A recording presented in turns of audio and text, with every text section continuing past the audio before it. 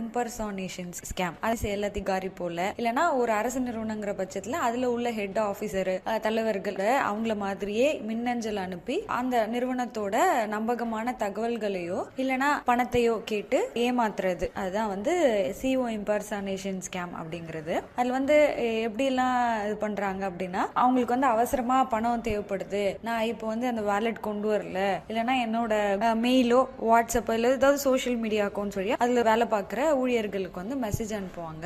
அவங்களோட மெயில் ஐடியோ அந்த social media அக்கௌண்ட்டோ வந்து அந்த சிஇஓவோ அந்த தலைவரோட மின்னஞ்சல் முகவரி மாதிரியே வந்து சிமிலரா இருக்கும். ஸோ அந்த மாதிரி பண்ணாம நம்மளுக்கு இந்த மாதிரி ஏதாவது மெசேஜஸோ இமெயில்ஸோ வருது அப்படின்னாக்கா டைரக்டா அந்த பர்சனோட ஆத்தரைஸ்டு மெயில் ஐடியிலயோ இல்லைன்னா அவங்களோட ஃபோன் நம்பருக்கோ கால் பண்ணி ஒரு தடவை வெரிஃபை பண்ணிட்டு நம்மளோட நிறுவனத்தோட நம்பகமான தகவல்களையோ இல்ல மானிட்டரி ரிக்வெஸ்ட்ங்கும் போது பணத்தையும் அனுப்புறதை வந்து நம்ம உறுதிப்படுத்திக்கலாம். அப்படி இல்லைன்னா அவங்க அவைலபிள் இல்லைன்னா அவங்க கூட ஒர்க் பண்ற பிஏ அந்த மாதிரி யாராவது இருந்தாங்கன்னா அவங்கள்ட்டையும் அந்த தகவல் உண்மைதானா, அந்த ரெக்வெஸ்ட் உண்மைதானான்ட்டு உறுதிப்படுத்திட்டு அதுக்கப்புறம் பணம் அனுப்புறத வந்து நம்ம உறுதி செஞ்சுக்கலாம். அதே போல வந்து இந்த பிஷிங் மின்னஞ்சல்கள் வந்து அந்த மெயில் ஐடி ஒரிஜினல் அந்த அக்கௌண்ட் ஹோல்டரோட மெயில் ஐடியோட ஒரு சில வார்த்தைகளோ ஒரு சில எழுத்து பிழைகள் தான் இருக்கும். அதை நம்ம கொஞ்சம் கரெக்டா பார்த்தோம்னா கண்டுபிடிச்சிடலாம். அதே போல நம்மளோட நிதி மற்றும் நிறுவன கணக்குகளை வந்து 2 ஃபேக்டர் ஆத்தென்டிகேஷன் சொல்லுவாங்க. 2 அடுக்கு பாதுகாப்பு முறையை வந்து நம்ம செயல்படுத்திட்டோம்னா அது வந்து நம்ம எச்சரிக்கையா இருக்கலாம். அதே போல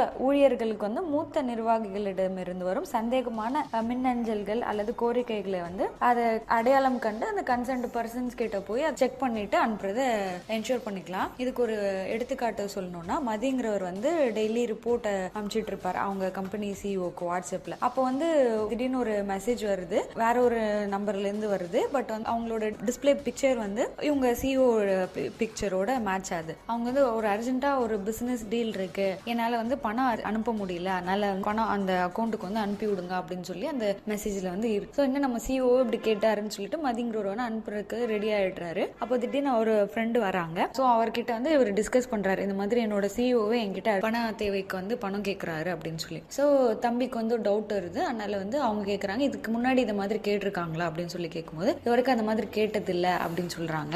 அந்த மெசேஜ் வாங்கி பாக்குறாங்க. அதனால சரி இப்போ சிஓங்கிற பட்சத்துல அவங்க பிஏஓ வேற யாராவது க்ளோஸ் அசோசியேட் இருப்பாங்க, அவங்க கிட்ட ஒரு தடவை செக் பண்ணிக்கலாம், இந்த பிசினஸ் டீல் ஏதாவது இருக்கா, ஸோ இந்த மாதிரி மணி டிரான்ஸ்ஃபர்ஸ் ஏதாவது போட்டிருக்கா அப்படின்னு சொல்லி சொல்றாங்க. சரின்னு சொல்லிட்டு சிஓட பிஏ கிட்ட வந்து கேட்கிறாரு மதி. ஸோ இந்த மாதிரி எதுவுமே கிடையாது, சிஓ அந்த மாதிரி எதுவுமே ரெக்வஸ்ட் இனிஷியேட் பண்ணல அப்படின்னு சொல்றாங்க. ஸோ அது எச்சரிக்கையா இருந்தனால நம்ம காப்பாற்ற போட்டோம் அப்படின்னு சொல்லிட்டு மதி வந்து உணர்ந்து ரொம்ப சந்தோஷமாயிடுறாங்க. ஸோ இந்த மாதிரி நிறைய ரியல் எக்ஸாம்பிள்ஸே வந்து இருக்கு நம்மளுக்கு. லாஸ்ட் இயர் எல்லாம் பார்த்தோம்னா நிறைய டிஸ்ட்ரிக்ட் கலெக்டர்ஸோட ப்ரொஃபைல் வச்சு